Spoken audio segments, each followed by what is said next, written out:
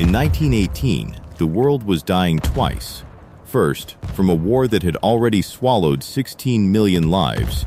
Then, from something smaller than a war, something you couldn't see, hear, or shoot back at, a virus.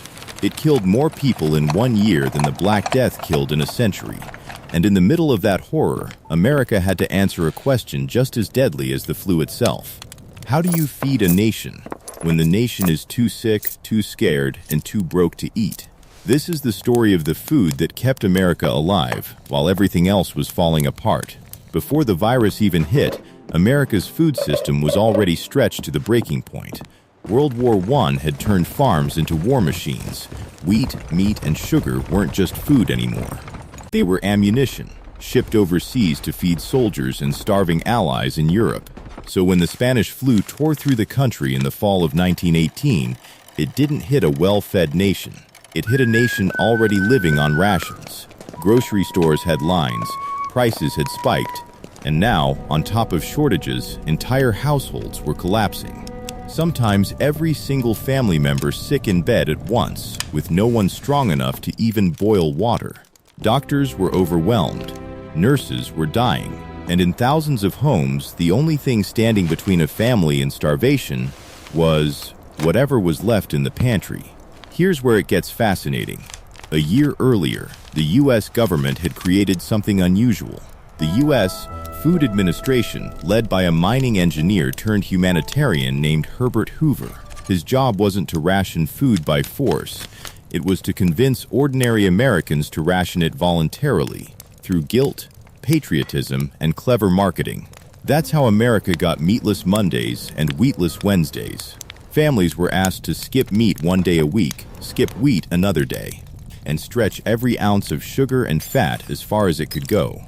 Not because the government forced them, but because posters on every street corner told them, food will win the war. So when the flu hit just months later, this culture of rationing became survival culture. Families already knew how to cook without meat. They already knew how to bake bread with cornmeal, oats, or barley instead of wheat flour. And that habit, born out of war, became the exact skill set that helped households survive a pandemic. So what was actually on the table? Cornbread and corn mush, cheap, filling, and didn't need scarce wheat. Potatoes, boiled, mashed, fried, the ultimate low-cost calorie bomb that could feed a sick household for days. Home-canned vegetables. Thanks to Victory Gardens, families across the country had spent the summer of 1918 growing and preserving tomatoes, beans, and squash in mason jars. When the flu hit in October, those jars became lifelines, broths and soups, chicken broth, beef bone broth, vegetable broth, served to the sick because it was one of the only things a flu-ravaged body could keep down.